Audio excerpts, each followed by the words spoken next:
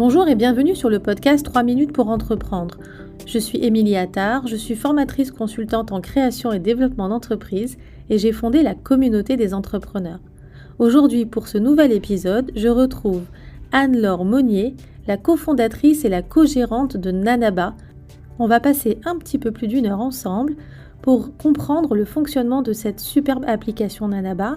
On va aussi parler de leur passage dans l'émission Qui veut être mon associé. Allez, c'est parti, bonne écoute. Alors bonjour Anne-Laure, bienvenue sur le podcast 3 minutes pour entreprendre. Donc aujourd'hui c'est un hors-série qui va nous permettre de comprendre un peu l'histoire de Nanaba, une super application qu'on a pu découvrir dans l'émission, notamment Qui veut être mon associé, mais pas que, puisqu'on va vous retrouver un peu partout, à la fois sur les réseaux sociaux et d'autres médias sur les jours et les semaines qui arrivent. Bonjour Anne-Laure. Bonjour Émilie, merci de me recevoir. Bienvenue. Écoute Anne-Laure, pour une première question, j'aimerais qu'on fasse connaissance avec toi, avec ton parcours. Tu vas aussi nous parler de ton associé. Alors, qui es-tu ? Alors, merci Émilie de me donner la parole. Je suis ravie d'échanger avec toi parce que je sais qu'aujourd'hui, tu aides à former des jeunes entrepreneurs, à lancer en fait des entrepreneurs qui débutent. Et du coup, j'ai vraiment envie de te faire part de mon parcours parce que moi, je suis une entrepreneur un petit peu autodidacte, d'ailleurs comme mon associé avec qui je suis associée maintenant depuis 12 ans. J'ai créé ma première entreprise, j'avais 24 ans, après un cursus scolaire qui n'avait rien à voir avec l'entrepreneuriat, puisque passionnée de sciences, j'ai fait une licence en biologie moléculaire, tu vois, donc strictement rien à voir. Et puis, je me suis rapidement, donc j'ai attaqué dans le monde du salarié et je me suis rapidement rendu compte qu'en tant que femme, avec les ambitions que j'avais, sur le secteur sur lequel j'étais, c'était extrêmement compliqué et avoir un poste à haute responsabilité, pour moi, allait être un chemin semé d'embûches, voire impossible. Et donc, je me suis dit, il faut à tout prix que je sois entrepreneur. Je sentais en fait cette âme d'entrepreneur en moi. Et puis, j'ai complètement changé de voie. J'ai repris mes études et du coup, j'ai lancé ma première société en gestion de fortune à l'âge de 24 ans. Et puis derrière, s'en est suivi en fait tout un chemin bercé d'opportunités où j'ai pu travailler sur différents marchés. Donc, j'ai travaillé dans le marché de l'art et puis dans le marché aussi de l'image, de la gestion d'images de marques de luxe sur les festivals de films. Donc, tu vois, un marché niche, ça n'a rien à voir. Donc, mes clients, c'était Chopard, Messica, Chanel. On travaillait avec aussi beaucoup de personnalités. Donc, j'ai eu la chance de vivre des expériences assez extraordinaires. Et puis l'idée Nanaba est arrivée pendant le confinement. Voilà. Alors, et donc, ouais, excuse-moi parce qu'il y a quelque chose que tu viens de dire qui m'interpelle. Tu as quitté le monde de la science parce qu'il y avait peu de femmes et peut-être peu d'opportunités pour les femmes. Tu as senti que dans le monde de l'entrepreneuriat, il y avait beaucoup de place pour les femmes ? Alors non, il n'y avait pas beaucoup de place pour les femmes, mais en tout cas, on te laissait la possibilité de te faire ta place. Donc ça, c'est la grosse différence. Ouais. C'est-à-dire que dans tous les cas, je pense qu'être une femme, et encore en 15 ans, j'ai vu beaucoup d'améliorations et ça évolue encore. Alors après, il y a une différence entre ce qu'on dit et ce qui est fait, parce que là, je fais un grand message au fonds d'investissement qui prône les investissements chez les entreprises tenues par des femmes. Et écoutez, je leur demande de venir voir Nanaba parce que jusqu'à présent, j'ai pas vu le bout de leur nez et c'est beaucoup, je trouve, de paroles et c'est un petit peu dommage. Mais ça, c'est la petite aparté. En tout cas, je suis pas non plus militante extrémiste, mais voilà. Donc, il y a quand même des belles améliorations et c'est vrai que l'entrepreneuriat laisse la possibilité aux personnes qui ont vraiment la niaque, parce que j'insiste là-dessus, c'est difficile, le monde d'entrepreneuriat, c'est difficile, c'est un chemin qui est d'embûches, de doutes, de difficultés, mais ça laisse la possibilité d'y arriver, alors que dans des secteurs où la voie elle est toute tracée, parfois on n'a pas le choix, quoi. Et donc voilà le choix que j'ai fait et je ne le regrette pas du tout. Eh ben, on veut bien te croire. Olivier n'est pas avec nous aujourd'hui parce que vous êtes très sollicité. Est-ce que tu peux nous expliquer un peu son parcours et puis surtout comment est née votre association ? Oui, bien sûr. Alors, Olivier, alors je vais parler en son nom, j'espère que je ne vais pas dire trop de bêtises. On commence à bien se connaître. Maintenant, ça fait 12 ans qu'on collabore ensemble. Olivier, il a créé sa première entreprise, il avait 22 ans. Donc lui aussi, c'est un autodidacte dans l'âme. Dès sa sortie d'études, il a créé sa première boîte et lui, il a créé une société qui était dans la gestion des actifs et des assurances-vie. Et il est à l'origine en fait du premier Boursorama en ligne. Donc il était extrêmement pionnier. Il a toujours été extrêmement visionnaire en fait sur les différents marchés. Et puis avec Olivier, donc derrière, son chemin de vie l'a emmené vers une société en fait de gestion de fortune. Et c'est comme ça que nous nous sommes rencontrés. C'est sur un colloque sur lequel il intervenait, lui, en tant que maître de conférence. Et puis, on a sympathisé et très rapidement, déjà, il y a un feeling qui est passé entre nous parce que c'est très important. Il y a une confiance totale. Et puis, on a les mêmes valeurs qui sont des valeurs personnelles. Voilà, des valeurs où nous, on est très engagés sur différentes actions humanitaires et sociales qui nous tiennent à cœur. Et après, on a surtout les mêmes valeurs entrepreneuriales. Et le point très important, c'est qu'on se complète complètement. C'est-à-dire que moi, j'ai les atouts qu'il n'a pas. Et lui, il a les atouts que je n'ai pas. Et donc, ça permet en fait d'avoir un binôme qui nous lance sur des choses extraordinaires comme aujourd'hui l'aventure d'Annaba. Et du coup, j'ai compris que l'association s'était fait sur vos personnalités respectives. Et l'idée de Nanaba, c'est quelque chose que vous avez eu en commun ou c'est toi ou c'est lui? Alors non, l'idée, je l'ai eue seule sous ma douche. Donc du coup, pour le coup, j'étais bien seule. Mais en fait, l'idée, elle est venue pendant le confinement. En fait, on avait à gérer, comme tous les chefs d'entreprise qui ont traversé cette terrible crise, à gérer les problématiques de nos entreprises que nous avions, notamment à l'étranger, sur lesquelles il n'y avait pas du tout d'aide Covid. Donc c'était extrêmement complexe. Ouais. Et puis, j'avais aussi à gérer ma vie familiale, puisque j'ai la chance d'être maman de plusieurs enfants. Et mon ado de 11 ans passait ses journées sur la tablette, sur des contenus complètement abrutissants au détriment de l'apprentissage. Et moi, c'est vrai que tout est parti d'un déclic où on était mardi, je me rappelle comme si c'était hier, il était 14h, je me mets sur mon ordinateur sur le canapé, lui il se met en face de moi sur sa tablette, il était sur TikTok ou je ne sais plus quel support, je lève les yeux, il était 17h, il était toujours sur sa tablette. Et le fameux lâche ta tablette, va réviser, je l'ai dit 50 fois, il ne l'a pas fait. Voilà. Et donc là, je me suis dit, mais enfin, si pour aller sur cette application, il devait d'abord faire un peu de maths ou d'anglais ou de français, mais ce serait génial, il serait combien de sa classe? Donc ça, c'était à l'instant T. J'ai cherché une solution sur les stores, partout, j'ai rien trouvé, rien n'existait.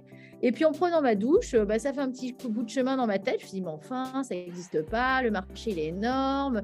Voilà, j'ai commencé à développer, carrément à visionner l'application que je voulais, en me disant, tiens, on pourrait avoir une application qui bloque quand ils iraient sur les différents supports, leurs différentes applications préférées.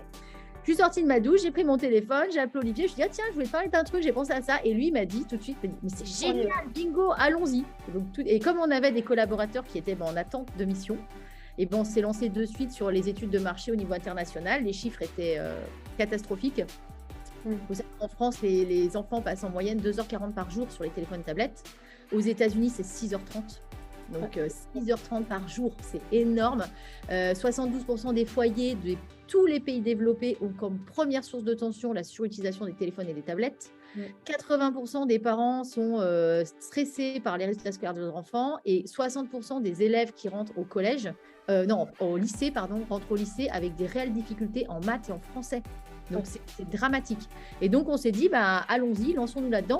En toute sincérité, avec une naïveté totale sur la partie tech, donc en se disant ok, ça va être super simple. Et en fait non, c'était très compliqué.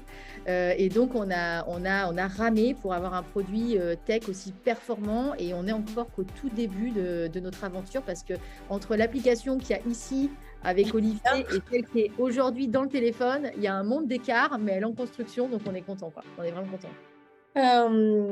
Finalement, tu es quelqu'un qui fonce. Je ne vais pas te demander ton signe astrologique, mais j'ai l'impression que... je ne sais pas, c'est quoi ton signe? En fait, mon signe, c'est un animal à 4 pattes avec des cornes qui ont tendance à foncer dans les portes. Donc, ça te donne tout de suite le... Ouais, je crois qu'on avait deviné. Toi, tu te réveilles le matin, tu as une idée, le lendemain, elle est déjà sur le papier. Et puis, c'est ça. Ouais. Moi, même pour te dire, je dors la nuit, j'ai un calepin à côté de mon lit. Et la nuit, je me réveille, je note des idées. J'ai beaucoup d'idées tout le temps. Je suis ici, mes collaborateurs le disent, on m'appelle la fusée parce que je suis une pile électrique. Et à contrario, et c'est pour ça que ça fait du bien, mon associé, lui, il est beaucoup plus posé. Donc, lui, tu vois, il est Gémeaux. Il est plus posé, il a plus de recul, il incorpore les informations, il les digère et il est plus dans, je dirais, l'opérationnel. Et c'est vrai que ça contrebalance les deux et ça nous permet d'être très réactifs, en fait. Et ce qui nous permet aujourd'hui, en l'espace de 2 ans, c'était très drôle, on est passé le 18 janvier sur Qui veut être mon associé et nous fêtions les 2 ans de l'entreprise le même jour. Donc, ça nous a permis en 2 ans d'en être là et voilà, donc on est content, quoi. En tout cas, c'était une très belle rencontre professionnelle et je pense que c'était la rencontre qu'il me fallait pour avoir les ambitions que j'avais, quoi. Ça te permet en fait de conscientiser, de mettre vraiment techniquement les choses en place. Toi, tu as des idées et puis il y a quelqu'un derrière qui va te dire OK, on va faire comme ça, on va prendre le temps, on va Exactement, exactement. Et parfois de me dire, attends, Anne-Laure, calme-toi et respire. Voilà. Et parfois, ça... respire, c'est important. Du coup, c'est quoi l'histoire de Nanaba? Et puis, je t'ai pas posé la question, mais je pense qu'elle est importante. Vous êtes installé où? Dans quelle ville? Alors nous, j'ose pas te le dire parce qu'on va avoir trop de personnes pour venir nous voir. On a installé à Nice et on a là, tu vois, je te parle et en face de moi, j'ai une magnifique vue mer. Donc, ouais, on a beaucoup de chance. Nous, moi, je suis pas originaire du Sud, hein, je suis de Lyon. Mon associé, lui, il est carrément de l'Est de la France. Mais en fait, on a fait, nous, à titre personnel, on a fait le choix de venir vivre dans le Sud déjà il y a pas mal d'années, hein, lui et moi. Et en fait, quand on a eu l'idée de Nanaba, en tout bon entrepreneur que nous sommes, on s'est dit, OK, où est-ce qu'on crée l'entreprise? Donc, on voulait pas forcément aller à Nice pour la Nice. En fait, on a fait une vraie réflexion de savoir où est-ce qu'on peut trouver des talents, où est-ce qu'il y a des écoles, où est-ce que le foncier n'est pas non plus trop cher et où on va pouvoir se développer facilement. Une connexion internationale parce qu'on a une vision internationale immédiate chez Nanaba. Donc, bon, bah, là, on ne peut pas être plus près, on est en face de l'aéroport. Tu vois, d'ailleurs, il y a un avion qui décolle juste en face de moi. Donc, voilà. En fait, Nice rassemblait tous les paramètres. Et puis, c'est vrai que le soleil, quand on y est habitué, ça aide. Ça aide à avoir la pêche, ça aide à avoir la. Voilà. Et quand on est entrepreneur, avoir la pêche, hein, on est comme un sportif. Hein, c'est dans le mental que ça se passe. Et donc le soleil, il joue beaucoup. Mais tu vois, cette question d'implantation, elle est intéressante parce que je croise pas mal d'entrepreneurs qui me disent oui, mais moi, je suis pas à Paris, ça fonctionnera jamais, on ne verra pas. On est d'accord. Et puis, je constate aussi qu'il y a pas mal d'entreprises qui ont fait le choix, justement, suite au confinement, de délocaliser leur entreprise vers le sud pour un tas de raisons différentes. Et donc, on peut se permettre de dire, je vais installer une start-up dans le sud de la France ou autre région et pas forcément être à Paris, quoi. Ah non, mais ça, c'est une certitude. Alors déjà, moi, je pense que ce qui fait la réussite de la start-up, hein, c'est avant tout, je t'ai dit, je pense qu'un entrepreneur, c'est un sportif de haut niveau. Donc, c'est dans le mental. Et en fait, il faut que tu sois bien. En fait, il faut que ton esprit soit bien. Donc, c'est plutôt là où tu vas te sentir bien que tu vas faire, que tu vas réussir. Donc, si la personne, elle est bien dans le Luberon et qu'elle crée sa start-up dans le Luberon, alors certes, elle aura peut-être du mal à trouver des collaborateurs dans le Luberon, mais je pense qu'aujourd'hui, le Covid nous a démontré qu'on avait des solutions pour travailler qui étaient quand même extraordinaires. Mais je pense que c'est là, en fait, avant tout, c'est le bien-être personnel et c'est aussi notre stratégie du bien-être du collaborateur chez nous, chez Nanaba. C'est ce qui fait, en fait, la réussite personnelle et donc la réussite professionnelle. Je pense que là, c'est nettement lié. Donc moi, Paris, c'est pas possible. Ok, allez, raconte-nous l'histoire de Nanaba. On rentre dans le vif du sujet.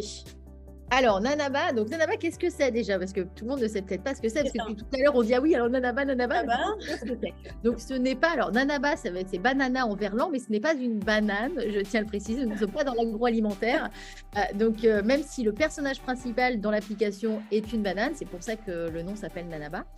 Donc, Nanaba, c'est une solution en fait qui répond aujourd'hui à la première problématique des parents. C'est le fameux lâche ton téléphone et va réviser, que les parents en fait ravagent toute la journée. Et la problématique du fait que l'enfant, en fait, volontairement ne va pas vouloir aller réviser, va préférer aller sur des contenus récréatifs tels que les réseaux sociaux et les jeux, qui sont en plus extrêmement addictifs. Et donc, les enfants, ils passent un temps fou. Donc, partie de ce constat-là, je me suis dit, plutôt que de lutter éternellement contre cet ennemi, autant le rallier à notre cause. Et pour le rallier à notre cause, l'objectif, c'est d'aller gagner du temps d'utilisation de ces applications en échange de révision. Donc, le principe, il est très simple. Nanaba, c'est une application qui, une fois téléchargée sur la tablette ou le téléphone de l'enfant, va pouvoir permettre aux parents d'aller bloquer toutes les applications qu'il choisit sur ce téléphone à tablette. Donc, du moment qu'elle a été chargée, on scrolle toutes les applications présentes et on choisit les applications qu'on veut bloquer. Instagram, TikTok, Snapchat, des jeux, peu importe, toutes les applications présentes. Une fois que l'application elle est bloquée, le parent peut aller sélectionner des matières et des chapitres à réviser. Donc, par exemple, les mathématiques, les tables de multiplication ou sur des chapitres plus importants, en troisième, on a par exemple l'éducation civique, enfin plein de choses. Une fois qu'il a mis la matière à réviser, l'enfant, quand il va aller sur l'application qui a été bloquée, donc imaginons on a bloqué TikTok, quand il ouvre TikTok, il a d'abord un quiz de la matière et du niveau choisi par le parent. Okay. Une fois qu'il a répondu à ce quiz, donc on a deux typologies de quiz. On a le quiz de 15 questions ou la course contre la montre. Donc, c'est une course contre la montre de 1 minute 30 où dedans, il y a plusieurs questions. Là, c'est le parent qui choisit en fait la typologie de quiz que l'enfant doit faire. Une fois qu'il a fait ce quiz-là, il a droit d'aller sur son contenu récréatif. Donc là, il retourne sur TikTok. Et le parent, en fait, peut y adosser une récurrence. Donc, un nouveau quiz qui revient à l'intervalle de temps qu'il a défini lui, de façon à ce que l'enfant, il révise à nouveau sur ce même chapitre qu'a sélectionné le parent. Cette récurrence, elle a deux objectifs. Le premier, c'est que l'enfant continue ses révisions, bien sûr. Mais le deuxième, et ça c'est très important, c'est qu'on va aller avec ce quiz-là casser en fait les algorithmes d'addiction présents sur les réseaux sociaux et sur les jeux. Et en fait, Nanaba, son objectif, c'est aussi d'aller casser en fait l'addiction aux réseaux sociaux et sortir en fait l'enfant de son contenu récréatif. Donc voilà l'objectif de Nanaba. Donc un double objectif finalement. En fait, le constat que tu fais, c'est qu'on ne peut pas forcément dire à nos enfants, à nos ados, c'est bon, tu lâches ton téléphone complètement et tu vas te poser devant ton cahier. Enfin, c'est ce qu'il faudrait faire, mais ça ne fonctionne pas. Tu peux, il y a plein de parents qui le font, voilà. Moi-même, je le fais, je l'ai fait. Mais le problème, c'est que en fait, tu as plusieurs problématiques. La première, c'est que d'une, il faut que ton enfant il obéisse. Déjà. Voilà. Donc, quand il est en CP, parce que nous, on fait du CP à la 3e, donc quand il est en CP, ça va. Quand il est en 4e, ça commence à être un peu plus dur, même si tu n'as pas un ado rebelle, bon, ben voilà. Deuxièmement, il faut que tu sois tout le temps derrière le dos de ton enfant. Donc aujourd'hui, le constat, c'est que l'enfant, il sort de l'école à 16h30, 17h. Toi, tu es peut-être encore au boulot. Quand tu rentres chez toi, tu as du boulot, tu as le repas à faire. Enfin, c'est le quotidien en fait de la famille. Donc, tu n'es pas derrière ton enfant. Et donc, ton enfant, qu'est-ce qu'il a? Il a son téléphone et sa tablette, puisqu'en plus, aujourd'hui, comme ils ont besoin du téléphone pour aller sur l'école, tu ne peux pas lui dire, lâche ton téléphone, puisque pour le coup, il te dit, ah mais non, ma maman, regarde. On exposé. Voilà, exactement. Donc, du coup, pour le coup, c'est complètement bloqué. Donc, c'est vrai, en fait, l'idée, c'est vraiment ça. Moi, j'aime bien prendre le constat. J'aime bien prendre un exemple qui peut paraître assez surprenant, mais c'est quand il y a eu l'arrivée de la voiture à moteur. Quand il y a eu l'arrivée de la voiture à moteur, il y a plein de gens qui ont dit « Oh non, mais attendez, nous on veut conserver le chevaux, on veut continuer à avancer avec des chevaux. » Tu as encore des gens, aujourd'hui tu as des communautés qui sont encore à cheval, mais c'est quand même très très rare. Voilà, c'est très très rare. Donc en fait, l'idée c'est de se dire, et du coup aujourd'hui on était sur une voiture polluante, on essaie de la faire de moins en moins polluante parce qu'on se dit, on peut plus enlever les voitures, c'est pas possible. Par contre, on va essayer de faire qu'elles soient plus polluantes. Là c'est pareil, on peut plus enlever les réseaux sociaux, c'est trop tard. Ils sont là, nous-mêmes, toi comme moi, on les utilise, à bon escient ou à pas bon escient. Nos enfants les utilisent et ça sera leur moyen de communication de demain et ça sera aussi peut-être leur travail de demain. Donc, tu peux pas en fait te dire j'interdis le téléphone, j'interdis. Non, par contre, ce que tu peux faire, c'est te dire ok, il y va, mais par contre, en échange, je sais qu'il va apprendre quelque chose. Et lui, et c'est là que nous, on a tout notre intérêt, c'est-à-dire qu'au début, c'est clair, net et précis. L'enfant, il est réfractaire au début. Moi, je suis passée de la super Mother, super cool, dans la classe de mon fils. Ah, ta mère est super sympa. Ah, la maman a tué, tu vois, avec le grand tigre dans la salle de classe, c'est clair. Mais en fait, très rapidement, l'enfant, il se rend compte, et moi, mon fils, le premier, que les difficultés d'apprentissage qu'il a quand il est sur son cahier, dans Nanaba, il ne les a pas.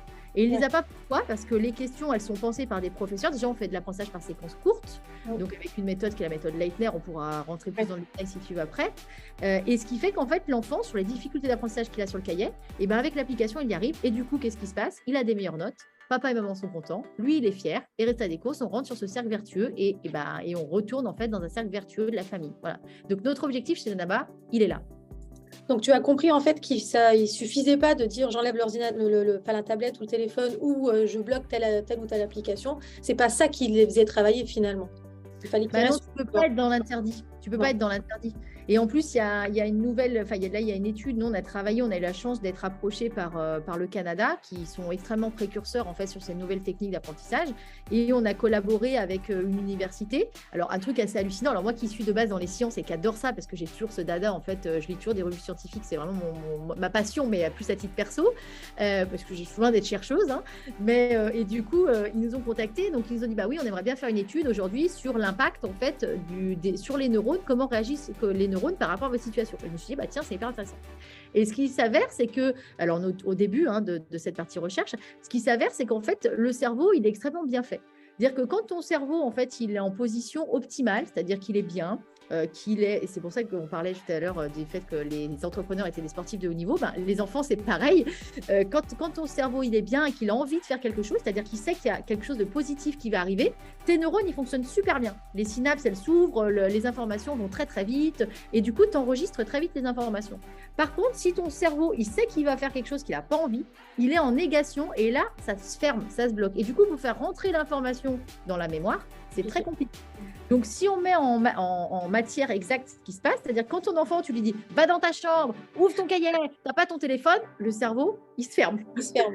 il se ferme. Et du coup, pour faire rentrer l'information qui est sur le cahier, c'est très difficile parce que là, il faut qu'il se force, il faut qu'il se concentre. Et du coup, pour le coup, tu as un truc qui est très important.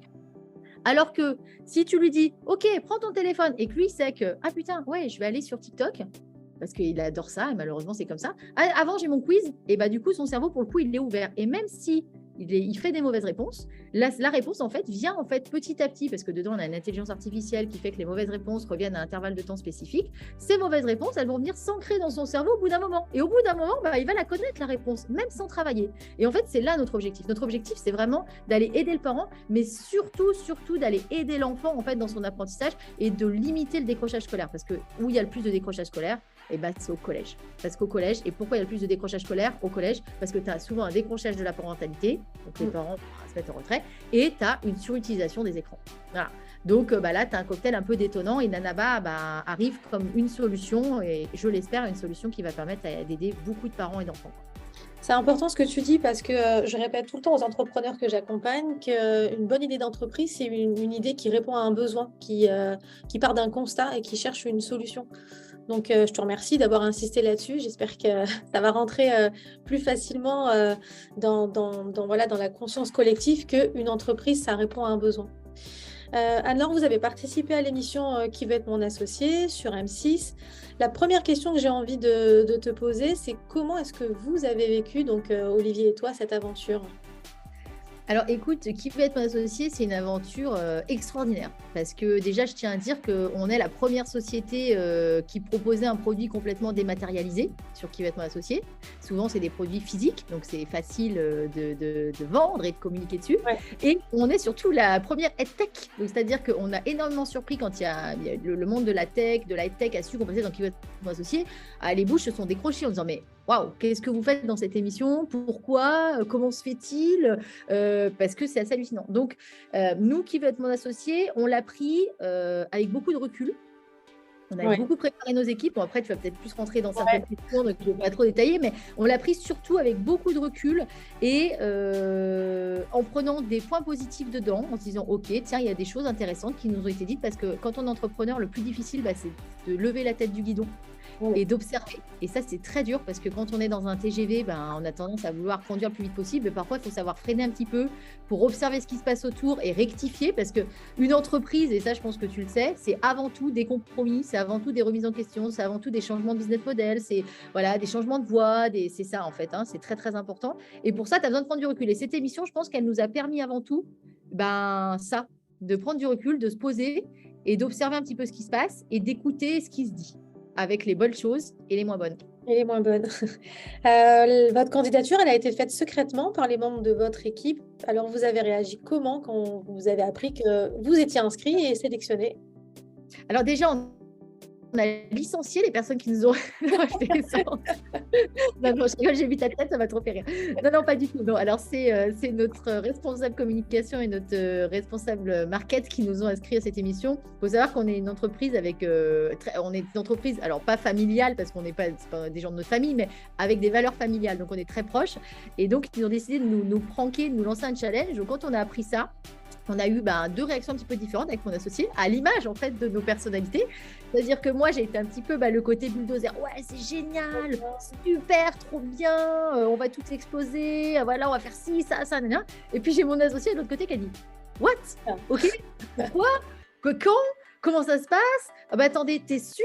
Oui, mais est-ce que c'est une bonne idée? Donc, et voilà. Et donc derrière, on a fait notre petit mélange et on a essayé de préparer cette émission au mieux pour qu'elle se passe dans les meilleures conditions et surtout qu'on prenne du plaisir à la faire. Du coup, c'était plutôt vu comme un défi, ce passage dans l'émission? Oui, c'était vu comme un défi, clairement. C'était vu comme un défi, surtout que quand on a su qu'on allait passer, je crois que c'était en juin-juillet, le tournage s'est fait en septembre. Et nous, on était dans un rush complet parce qu'on était en train de refaire tous notre produit. Donc on était vraiment trop dans le rush. En plus, on venait d'apprendre qu'on était sélectionné dans 2 gros incubateurs énormes. Donc, c'était pour nous, il y avait plein de choses qui se passaient. Donc, c'est sûr qu'en termes de timing, c'était pas du tout le bon moment. Donc, c'était un vrai challenge et ça a été un challenge aussi pour les équipes parce qu'on s'est dit, OK, comment on peut tirer parti au mieux de cette émission. Voilà. Et après, voilà. Et après, la préparation elle-même de l'émission, je devrais pas le dire, mais on a travaillé le script dans le train avant d'aller sur Paris parce qu'on n'avait pas du tout le temps de le faire. Et la veille au soir, parce qu'on arrivait la veille au soir sur Paris, dans notre chambre d'hôtel, parce qu'il y avait mon fils aussi. Donc, on était à fond. On s'entraînait parce qu'on n'avait pas tout travaillé dessus et on a pris une pression de malade la veille au soir parce qu'on s'est dit mais attends, on s'est même pas rendu compte qu'on avait quand même un script à connaître parce que c'est scénarisé, donc c'est un peu comme une pièce de théâtre. Donc voilà. Alors moi qui ai toujours rêvé de faire du théâtre, ça m'a beaucoup plu, je me suis déjà mis à Cannes sur les marches du festival. C'est parti, hein. Pour Nice, Cannes, t'étais pas très loin, ça va. Oui, c'est ça. Tu sais, quand nous, spectateurs, on regarde l'émission, on ressent vraiment le côté défi pour l'entrepreneur, mais on ne se rend pas forcément compte que le défi, c'est pour l'entrepreneur, pour l'entreprise, pour les équipes, pour l'avenir de l'entreprise. Et dans quel état d'esprit était le reste de l'équipe?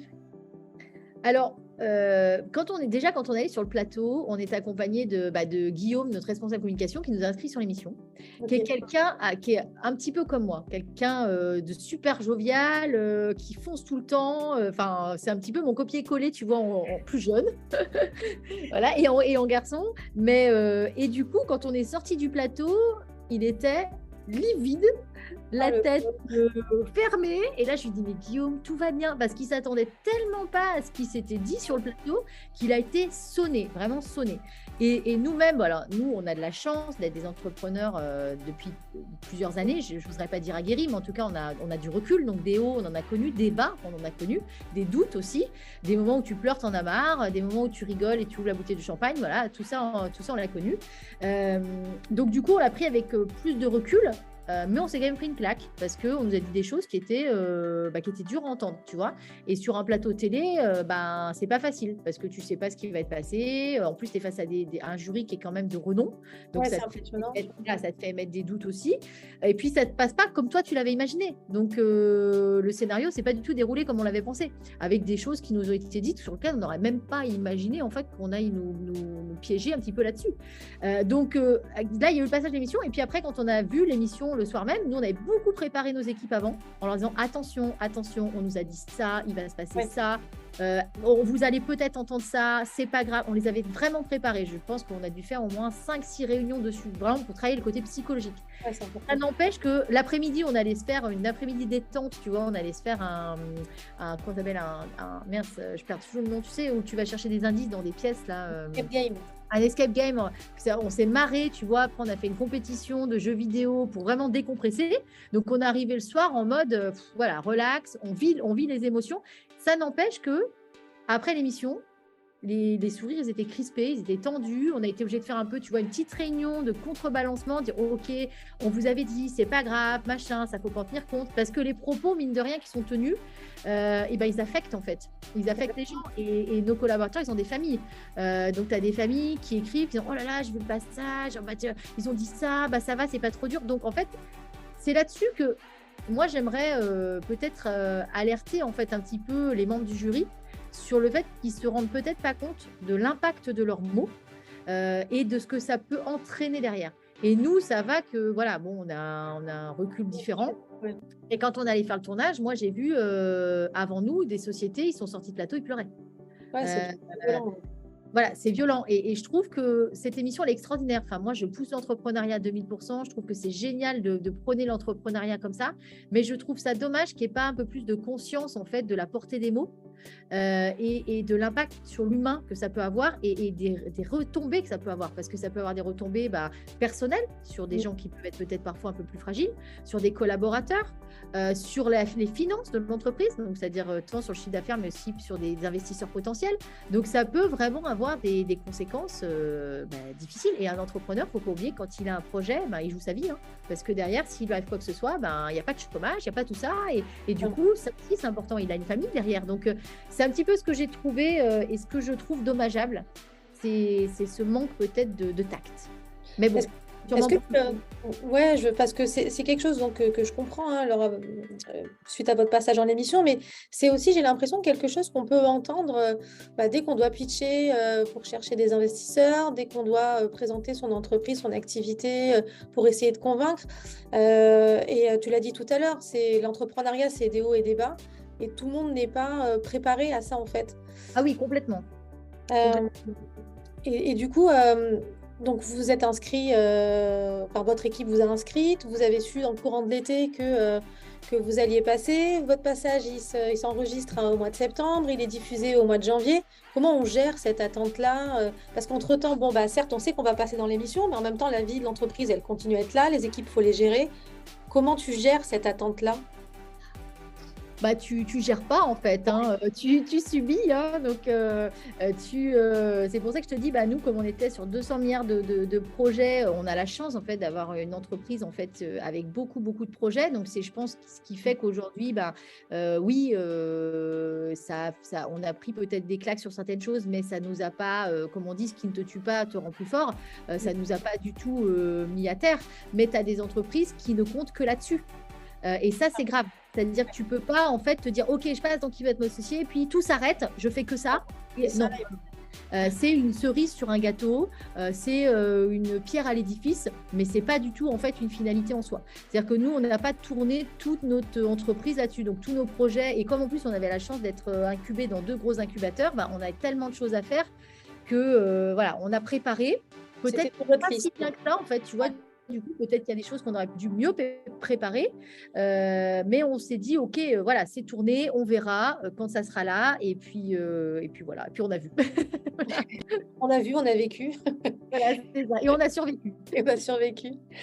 Dans votre passage dans l'émission, moi, ce que j'ai apprécié, malgré tout, c'est qu'on vous a félicité pour votre courage, votre ambition, votre détermination. Et ça, c'est primordial quand on est entrepreneur. Alors, toi, alors, où tu puisses ta motivation? C'est quoi ton moteur? C'est quoi ton pourquoi dans cette aventure? Écoute, c'est compliqué de savoir parce que je pense que quand tu es entrepreneur, tu l'es depuis tout jeune, hein. Je veux dire, moi, quand j'étais déjà jeune, quand j'étais déjà à l'école, je revendais mes nounours que j'avais plus à des copains de classe. Donc, je pense que j'ai toujours aimé ça. En fait, je pense que moi, je suis pas une amatrice de sport extrême. Je suis très peureuse, tu vois. Par contre, j'ai besoin en fait de frissons dans ma vie et je pense que ce frisson, je l'ai avec l'entrepreneuriat. Le fait de ne pas savoir où je serai demain, ce que je vais faire demain. Alors, tu as des gens qui sont à l'opposé, hein, mais tu as des... Voilà, je pense que ça, et je pense que c'est un risque, en fait, peut-être aussi aujourd'hui. J'en parlais hier, j'étais avec Théo de Lyon, donc le cofondateur de Kuda, avec qui j'ai fait un live hier sur Instagram, on parlait de l'entrepreneuriat. Et je pense que des émissions comme ça, elles sont bien parce qu'elles prônent l'entrepreneuriat, mais aussi, elles sont aussi dangereuses parce qu'elles peuvent faire un petit peu le miroir aux alouettes. Tu as des personnes qui peuvent se dire « Oh là là, je veux être entrepreneur, c'est génial, c'est super », mais c'est difficile, c'est vraiment difficile. Et je pense qu'il y a peu de gens qui réussissent en fait dans l'entrepreneuriat parce que c'est un sacrifice de tous les jours et qu'il faut aimer en fait cette prise de risque. En fait, il faut que ce soit le moteur. En fait, il faut que ce soit ça. Moi, mon moteur, c'est l'adrénaline. J'ai besoin de cette adrénaline, j'ai besoin de challenge en permanence. Je m'ennuie très très vite. Donc, j'ai besoin en permanence de challenge. Et comme j'ai pas envie d'avoir du challenge dans ma vie perso et de divorcer tous les mois et de changer de vie perso, du coup, je fais ça dans la partie business. Je pense que c'est mon moteur, quoi. C'est vraiment mon moteur. C'est un bon choix en tout cas. Tu as bien fait de le faire dans la partie business. Écoute, j'espère que ça va durer. C'est quoi la suite de l'émission? Parce que là, j'ai vu que tu es passé dans l'émission Les Pionniers sur BFM Business, l'émission de Fred Mazzella. Il y a d'autres choses derrière. Et puis surtout, voilà, j'aimerais bien savoir comment ça se passe la suite. Alors écoute, nous la suite, déjà donc par rapport à Qui est ton associé, on a été, alors le soir même de l'émission, on a eu beaucoup de choses qui se sont passées, de téléchargements, d'abonnements, ça bien sûr, de messages de soutien, de messages de haine aussi, hein, des gens qui nous ont critiqués ouvertement, mais bon, ça, j'ai envie de te dire, c'est tellement facile. Voilà, ça c'est le retour de l'exposition médiatique, c'est normal, hein. Ça aussi, il faut que les gens soient préparés, c'est tout à fait normal, tout comme ça. Donc, ce qu'il y a d'important surtout, c'est ce qu'on a eu après. C'est-à-dire que là, on commence, tu vois, à avoir vraiment des contacts de partenaires très importants pour nous. On a été contacté par une banque, en fait, qui propose des solutions auprès des jeunes pour pouvoir incorporer Nanaba dans son système de forfait bancaire. On a été contacté aussi par un groupement scolaire international, en fait, pour proposer justement la proposition Nanaba, parce qu'on a beaucoup d'expats qui utilisent Nanaba, donc sur ces écoles internationales. On a eu aussi alors attends, c'est quoi c'est un groupe d'agroalimentaire aussi qui souhaiterait proposer Nanaba dans le cadre de son développement RSE, puisque nous, on a une offre B2B, parce que Nanaba, en fait, c'est aussi une solution pour le bien-être des collaborateurs, parce qu'aujourd'hui, le bien-être de sa famille pour un collaborateur, c'est sa priorité. Donc, si l'employeur peut apporter une solution aux collaborateurs dans ce sens-là, on rentre dans le cadre de la RSE et du développement RH. Donc, nous, on a été contactés aussi là-dedans. On a déjà plusieurs entreprises avec qui on travaille dans ce cadre-là. Donc voilà, donc on a plein de choses qui arrivent et on a aussi un fonds d'investissement américain qui nous a contactés, avec qui on a une visio, et un fonds d'investissement aussi d'une banque française, donc je ne peux pas encore dire le mot, et qui j'ai une visio, je crois, demain. Voilà, qui se sont intéressés à nous et qui jusqu'à présent n'étaient voilà. Donc il y a plein de points énormes. Qu'est-ce que ça va donner? J'en ai aucune idée, je ne sais pas. Ça ouvre de nouvelles portes, quoi. Voilà, ça ouvre de nouvelles portes et moi j'ai toujours pour principe de dire que quand une porte s'ouvre, ça t'amène uniquement à une autre porte et qu'une autre porte s'ouvre derrière avant de pouvoir concrétiser quelque chose. Donc voilà, donc on verra, mais en tout cas l'aventure est loin d'être terminée. L'aventure entrepreneuriale, ce n'est pas qu'une question de fonds, et ça, je pense que c'est important. C'est tous les partenariats qui peuvent être mis en place pour le développement de l'activité, ils ont autant de valeur, si ce n'est peut-être plus, que de l'argent qui va tomber sur le compte et qui va qui va permettre d'avoir une bonne trésorerie, certes, mais s'il n'y a pas ces interconnexions et ces partenariats, il se passe finalement beaucoup moins de choses. Ah oui, non, mais complètement. Et puis, moi, si je peux avoir un seul conseil à donner, et je le donne d'ailleurs à mes équipes, parce que c'est pour l'entrepreneur, mais c'est aussi pour toute personne, c'est que quand on sème, on récolte toujours. Et donc, à force de semer, on va récolter. Même si parfois c'est difficile, même si parfois pendant une période de temps, ça ne marche pas, des moments où vous allez semer une graine, elle ne va pas germer pendant des mois, mais l'année d'après, ou elle va vous amener à une autre graine, et c'est cette autre graine qui va germer. Et donc, plus on s'ouvre aux autres, plus on discute, plus on rencontre, plus on fait force de proposition, plus on est ouvert à des propositions, et plus on avance, en fait. Moi, je pense que c'est ça qui est très important. Il faut arrêter de voir chaque passage dans une émission ou chaque interaction comme quelque chose d'immédiat, en fait. Se dire, si ça fonctionne pas, si ça prend pas tout de suite, c'est pas grave. Il se passera forcément quelque chose un peu plus tard parce que quelqu'un t'a écouté, quelqu'un t'a vu et il en a parlé à une autre personne. Il faut pas attendre, en fait, dans l'aventure entrepreneuriale, chaque événement comme une fin en soi. Non, mais c'est exactement ça. Regarde, là, aujourd'hui, on fait ce podcast ensemble et j'en suis ravie. Je suis extrêmement fière de pouvoir prendre la parole au nom d'entrepreneur que je suis. Mais on ne sait pas, peut-être qu'il y a une personne qui écoute à ce moment-là et qui peut-être va peut-être changer le cours de Nanaba, parce que ça sera un associé de demain, un partenaire de demain, un client de demain qui va nous donner une idée et qui va faire que Nanaba sera… Donc, en fait, dans chaque personne, il y a un potentiel de développement. Dans chaque idée, il y a quelque chose. Alors, il ne faut pas tout prendre et n'importe quoi, il faut prendre du recul, bien évidemment. Mais il faut vraiment, je pense, ouvrir ses chakras. Et je peux avoir ce côté un petit peu plus personnel, mais je pense qu'il faut ouvrir ses chakras et laisser arriver les bonnes choses comme elles doivent arriver et leur permettre d'arriver en ouvrant les portes, mais pas en forçant, en fait. Je pense qu'il ne faut pas… il ne faut pas forcer en disant « Ok, je vais à tout prix travailler avec telle personne. » Il ne faut pas s'obstiner sur quelque chose, mais plutôt laisser en fait la vie apporter des choses positives. Bon, là, je tourne un petit peu sur le côté plus spirituel, mais… Oui, c'est hyper important parce qu'on ne peut pas dissocier en fait le côté technique, chiffre d'une entreprise de ce qui se passe autour. Voilà, l'environnement, les rencontres qu'on peut faire, elles sont déterminantes en fait dans l'avenir de l'entreprise, dans son développement. Donc, on ne peut pas dissocier le spirituel du technique. Et surtout, ce qu'il y a d'important, c'est que, comme je dis toujours, un match, il n'est jamais joué tant que le sifflet n'est pas terminé. Donc, quand ça n'a pas sifflé, il faut se battre et il faut continuer et c'est jamais joué.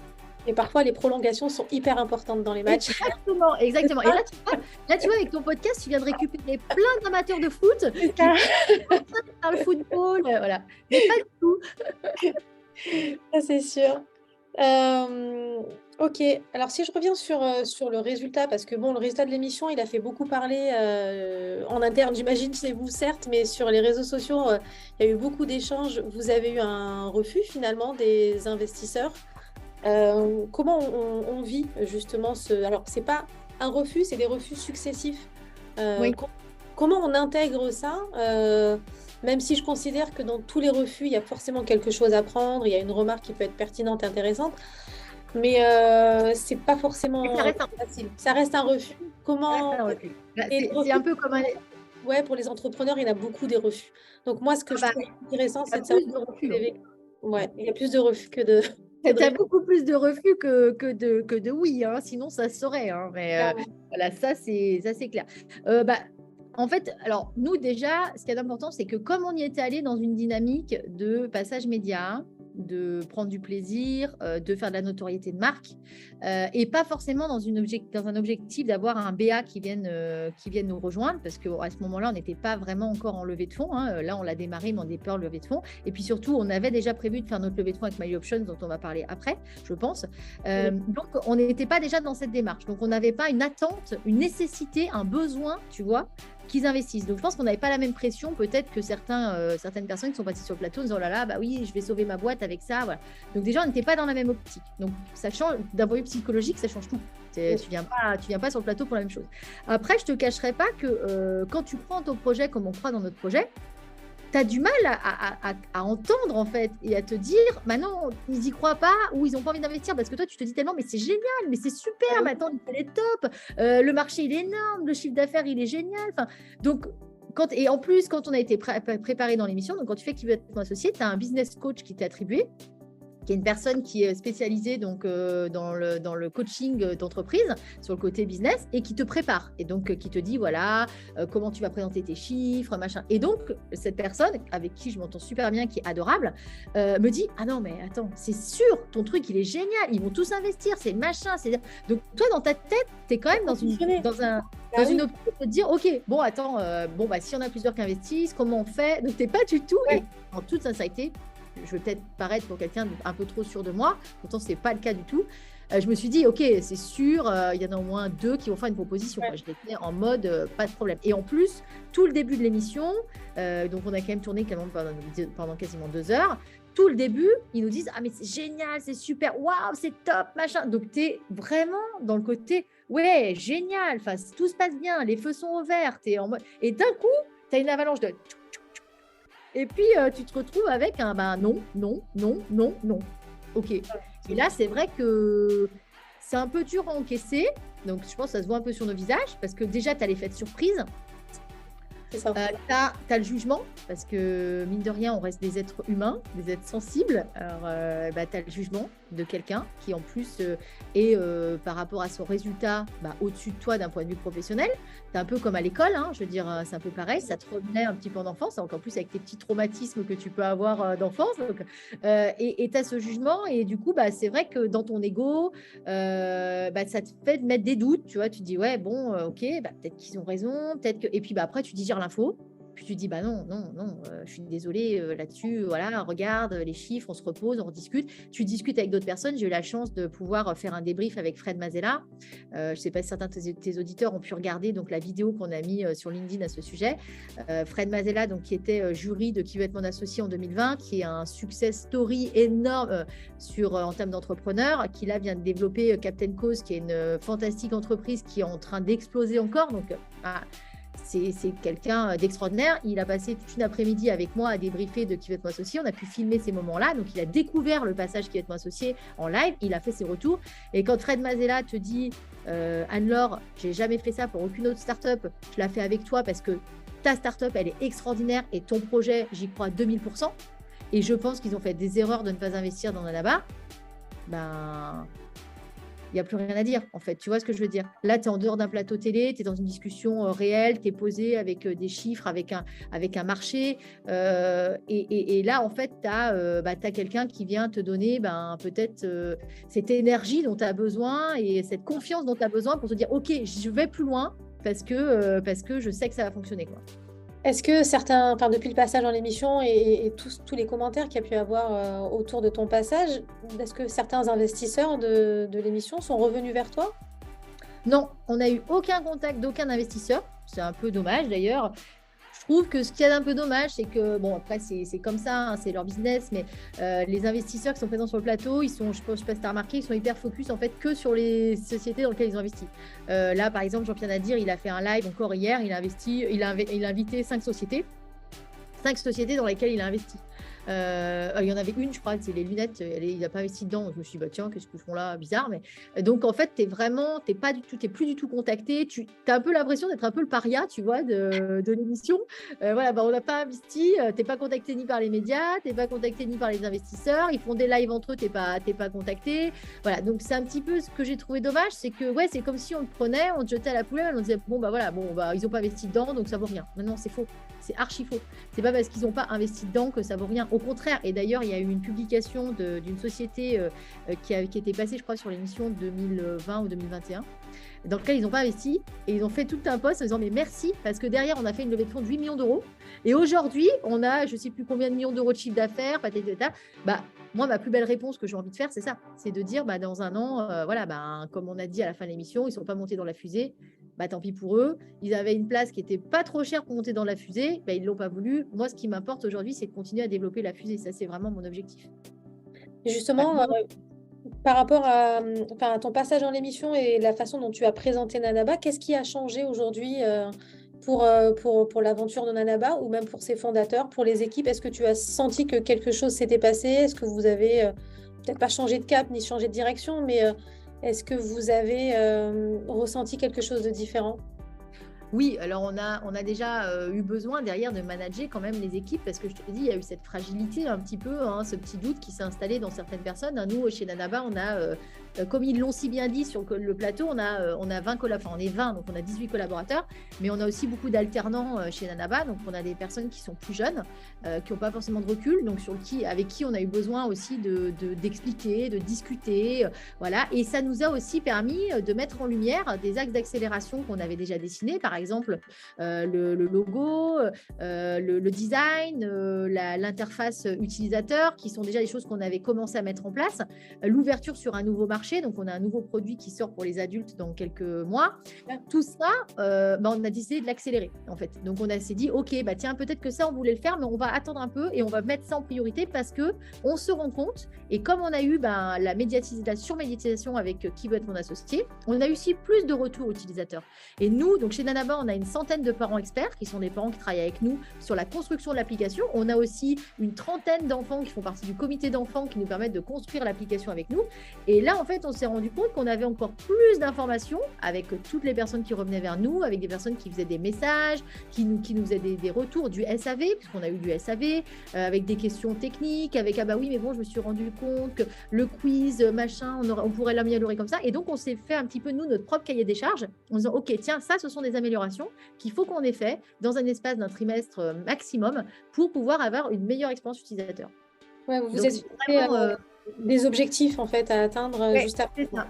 En fait, ça nous a servi vraiment comment je pourrais dire, un petit peu d'incubateur à idées, et voilà, et de faire remonter en fait toutes les bonnes choses pour améliorer notre produit et pour répondre au mieux aux attentes de nos clients.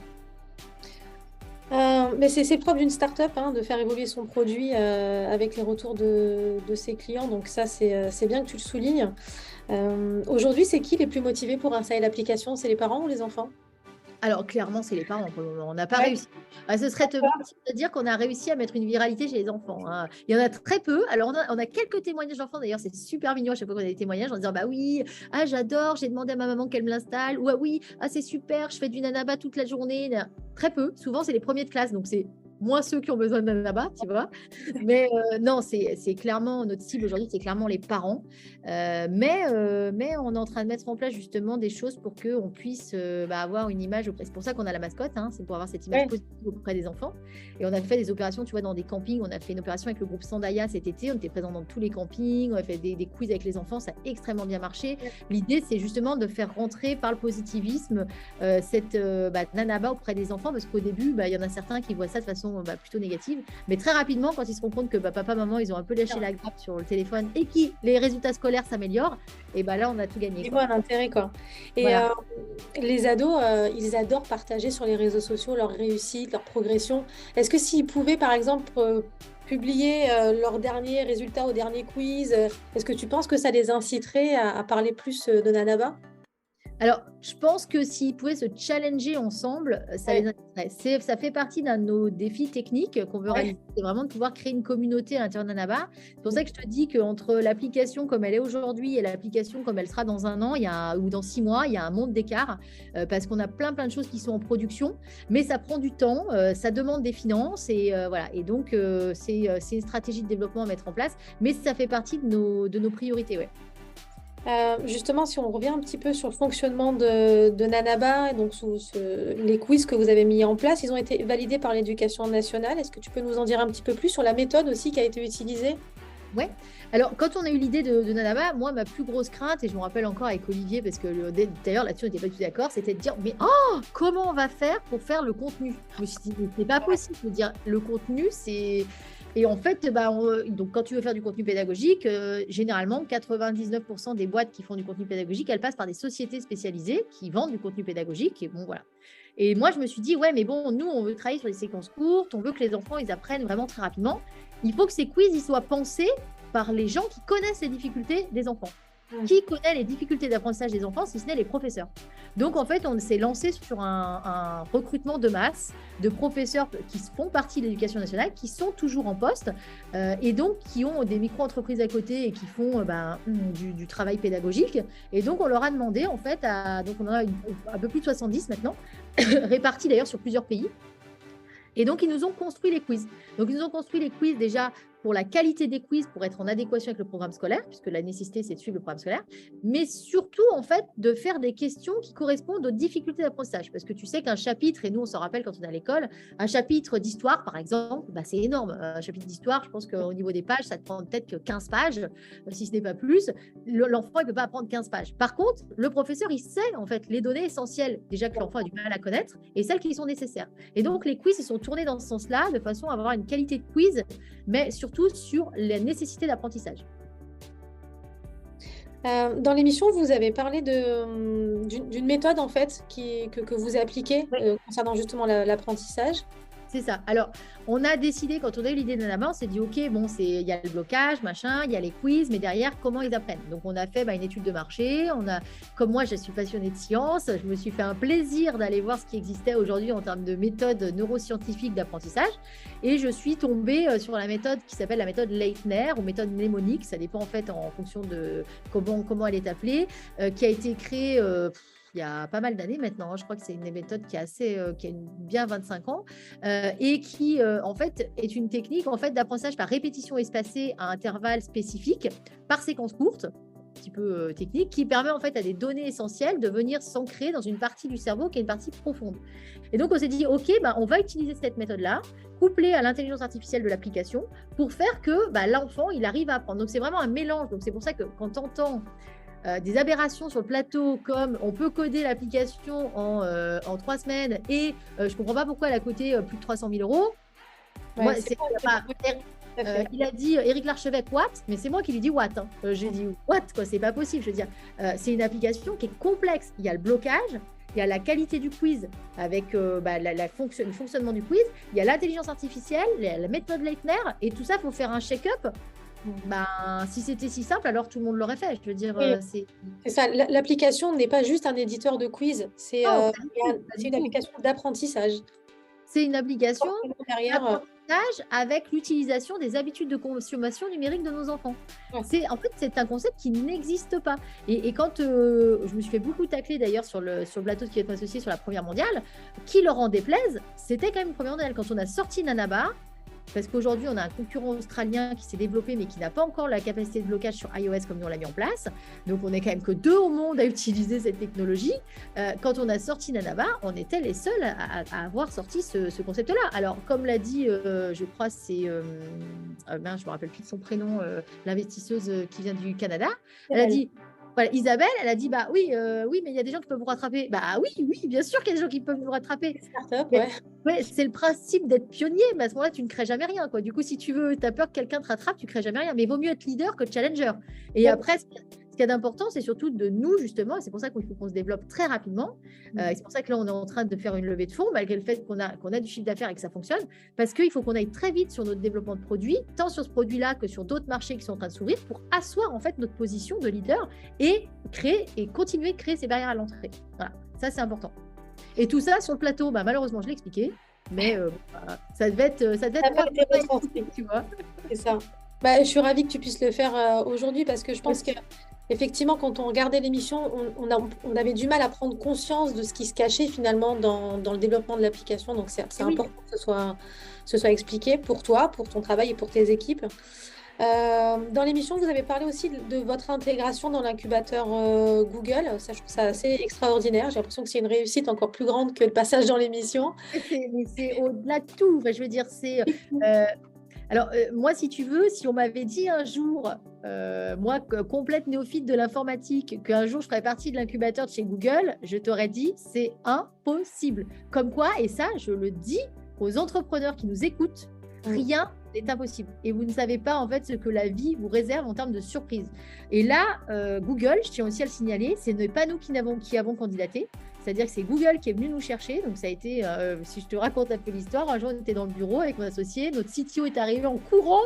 Waouh, il arrive un truc de fou. Google m'a contacté. Ils veulent qu'on rentre dans leur incubateur. On a dit, attends, Freddy, détends-toi. Qu'est-ce que tu nous racontes? C'est pas possible. Il dit, si, je te prends. Et donc, au début, on n'y croyait pas trop. On s'est dit, bah...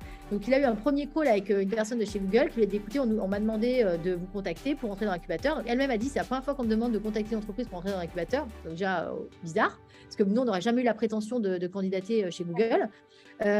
Et après, on s'en est suivi en fait toute une série d'entretiens jusqu'à monter en haute sphère chez Google et valider en fait notre incubation. Et on a eu la réponse fin d'été. Et donc, on est rentré officiellement dans l'incubateur Google for Startup en octobre. Et on a fait notre première visite sur Dublin, d'ailleurs, qui est magnifique. Moi, j'ai adoré Dublin. En plus, c'était en décembre, donc les fêtes de Noël, c'était extraordinaire. Je demande à tout le monde d'aller à Dublin pour les fêtes de Noël. C'était magnifique. On va dire un feuilleton américain, tu vois. C'était super beau. Ah ouais, c'était vraiment très beau. Et on a passé une journée chez Google pour commencer notre intégration. Et là, donc, nos équipes tech ont commencé leur mentorat. Et on retourne chez Google en février. Donc, voilà. Et on fait, tout est à distance, bien sûr. Et donc, on est sur tout un mentorat qui va durer 2 ans, de la partie tech, mais aussi de la partie market. Et donc, ça va être pour nous un gros catalyseur. C'est quoi l'objectif de Google quand il intègre comme ça des startups dans son incubateur? Si j'écoute Jean-Pierre Nadir, c'est pas de nous racheter du coup, parce que sinon on l'aurait fait du coup tout de suite. Donc ça aussi, j'ai été assez interloquée par ça parce que j'ai jamais vu Google qui achetait du jour au lendemain comme ça en claquant des doigts une startup. Avant, il y a un audit de fait. Et souvent, quand on rentre dans un incubateur, c'est aussi pour être audité. Donc je pense que ça, il l'avait peut-être pas mesuré ou il avait peut-être pas voulu le mesurer. Donc on prend ça aussi comme une sorte d'audit. Et puis je pense qu'après, Google, ils ont tout intérêt à sortir des solutions novatrices, pionnières, pour asseoir eux aussi en fait toujours leurs compétences et faire valoir en fait leur image de marque. Donc si demain Nanaba devient une licorne, ce que j'espère 1000 fois, eh bien ils sauront en fait se rappeler que c'était dans l'incubateur Google et que ça travaille aussi leur image de marque et puis on n'est pas à l'abri de partenariats qui pourraient arriver dans quelques semaines. Ça c'est top ça. Alors ton fils Hugo t'a accompagné dans la présentation de ton projet. Est-ce qu'il a été facile de le convaincre? Alors, mon fils, alors ça, c'est ma plus belle victoire, de toute façon, mon fils. Donc, ça a été une grande fierté pour moi de l'emmener avec moi. Une grosse émotion aussi, parce que j'étais très émue en tant que maman d'avoir mon fils à mes côtés. Ça n'a pas été difficile de le convaincre parce que Hugo, c'est un enfant qui est extrêmement ouvert et lui, il parle entrepreneuriat depuis qu'il est petit parce qu'à la maison, il est bercé entrepreneuriat. Donc, c'est vrai qu'il sait ce que c'est qu'un CAC, il sait ce que c'est que de la communication d'influence. Enfin, voilà, tout ça, c'est son quotidien. Donc, quand je lui ai dit, tiens, voilà, on a l'opportunité, on va passer un petit peu de m'associer, ça serait peut-être bien que tu y sois, qu'est-ce que tu en penses? En plus, que tu sois, oui, pardon. Qu'est-ce que tu en penses? Lui, en plus, il fait du théâtre. Il m'a dit, ah ouais, génial. Ça, c'était le premier effet. Après, le deuxième effet, quand on était à Paris, qu'il fallait tout apprendre, où là, il m'a dit, ah maman, mais ça va être horrible, je vais rien savoir. Donc, il y a eu l'effet stress. Et puis, il y a eu le troisième effet où avant de rentrer sur plateau, tu es un peu préparé, on te pose des questions, on te met en situation. vois, on te conditionne et on te pousse un peu, tu vois, nerveusement. Là, ça a été un peu dur et je tiens à dire que là, moi, je me suis dit, ok, Anne-Laure, tu as fait une erreur. Dans quoi tu as embarqué ton fils? Là, je me suis dit, c'est dans quoi tu l'as embarqué? Donc, j'ai pris Hugo à part, on s'est isolé, on a parlé. Je lui ai dit, écoute, Hugo, là, on n'a pas tourné, tu peux encore ne pas venir, tout est jouable, c'est toi qui décides. Mais sache que, parce que j'ai senti, en fait, il y avait vraiment une pression, c'est une ambiance très bizarre. Avant, il y a les business coachs, ils viennent, ils vous assomment de questions pour pouvoir vous préparer, faire monter le stress, en fait. Faire monter le stress, c'est vraiment, je pense, voulu. Alors, c'est gentil, c'est bon enfant, mais il y a ce stress. Et nous, en tant qu'adultes, en tant que chef d'entreprise, on le ressent. Alors, un enfant de 14 ans, c'est dur. Donc, du coup, on a beaucoup parlé tous les deux. Et puis, il m'a dit, non, maman, j'y vais. Viens avec toi. Et du coup, pour moi, c'est ma plus grande fierté parce que je pense que c'était pour lui, en tout cas, le plus gros défi. Et puis après, en plus, il y a la réaction des copains. Voilà. En plus, sa mère s'est fait tacler sur le plateau et les jurys n'ont pas investi. Donc, ça n'aide pas, si tu veux, du coup. C'est vrai qu'il aurait préféré rentrer victorieux en disant, ouais, on a gagné. Donc, là, non, c'était... Et il s'en est sorti brillamment. Super bien. Je suis très fière de lui. Très, très fière de lui. Tu peux j'ai une avant-dernière question, Anne-Laure, parce que c'est vraiment quelque chose qui me tient à cœur. Qui se cachait dans le costume de la banane? Tadam. Alors, c'est une personne stratégique. Je me doutais, ouais. C'est pour ça. Et en fait, on a fait cette émission avec des valeurs familiales. Et donc, la personne qui était dans la banane, c'est le fils d'Olivier, qui travaille avec nous, qui s'appelle Anthony et qui est business développeur chez nous, qui est une personne que j'apprécie énormément. Et c'est d'ailleurs lui qui a eu l'idée du nom de Nanaba. Okay. Voilà, puisqu'au début, ça s'appelait Banana. Banana, ça n'allait pas. Et donc, il nous a dit, mais mettez-le en verlan, puisqu'il était en master 2 de communication et de marketing. Et donc, c'était très important pour nous que ce soit dans la banane. Mais il n'avait pas forcément envie non plus de montrer son visage. Donc, j'ai dit, moi, ça me va très bien. Je suis dans Mister Nanaba. C'est super. Donc, et là aussi, c'est pas, on a pas mal d'internautes qui nous ont dit, mais pourquoi la banane se jette sur le canapé? J'ai adoré. Il faut savoir que c'est la prod qui a dit, bon, écoute, à tel moment, tu te jettes sur le canapé. Donc, lui, s'est jeté sur le canapé. Et ce qu'on voit pas, c'est que derrière, les mecs, ils arrivent pour le lever. Parce qu'ils ne peuvent pas se lever tout seul. Donc, c'était assez drôle, quoi. Merci beaucoup, Anne-Laure. Alors, je pense que c'est important de rajouter une dernière chose parce qu'il y a un avenir prometteur pour l'application. En tout cas, je te le souhaite parce que c'est vraiment une chouette idée. Et puis, il y a une très belle énergie qui se dégage de toi et de tes équipes. Je suis allée voir un petit peu tout ce qui se passait sur les réseaux sociaux. Et tu es la bienvenue, Annie. On t'attend, Émilie. En plus, alors pour la petite histoire, moi je suis de Marseille, donc je suis très très régulièrement dans le sud. Nice, c'est une ville que j'adore. Viens nous voir. Je serai dans le coin avec plaisir parce que on a rencontré puisqu'on est animals friendly, donc nos collaborateurs viennent avec leurs animaux de compagnie. On a situé sur Instagram, sur LinkedIn, on a Otis qui est notre chef happiness officer, donc qui est donc le chien de Julie, notre directrice comme market. Donc on a une équipe pleine de vie avec des animaux, donc c'est plutôt sympa. Je ne peux pas te vendre du rêve, mais viens nous voir. Non, mais moi Nice déjà m'a vendu du rêve, donc. Bon génial. Bon. Anne-Laure, il y a une levée de fonds qui est en cours pour justement accélérer la montée en puissance de Nanaba. On mettra bien sûr en description du podcast et sur nos réseaux le lien pour participer à cette levée de fonds. Est-ce que tu peux nous expliquer comment ça se passe? Quel est l'objectif de la levée? Alors, nous, quand on a lancé Nanaba, puisqu'il faut savoir que le produit Nanaba a été lancé fin juin 2021, donc c'est assez récent, on a été approché à l'époque par une plateforme de crowdfunding et co-equity. Donc, pour rappel, le crowdfunding, c'est une plateforme participative qui permet aux personnes morales ou physiques, particuliers ou pas, gros investisseurs ou petits investisseurs d'investir à partir de 100 € dans des entreprises. Donc, le crowdfunding, c'est vraiment à titre de prêt. Donc, on prête de l'argent à une entreprise et il y a des intérêts. Et le pro-equity, c'est on va participer en termes d'actions. Donc, on prend des actions dans l'entreprise. Donc, si l'entreprise voilà, bien, on va prendre de l'argent en fait sur le développement de l'entreprise. Donc, nous, ils nous ont approchés au tout lancement de l'application parce qu'ils ont trouvé que le concept était génial.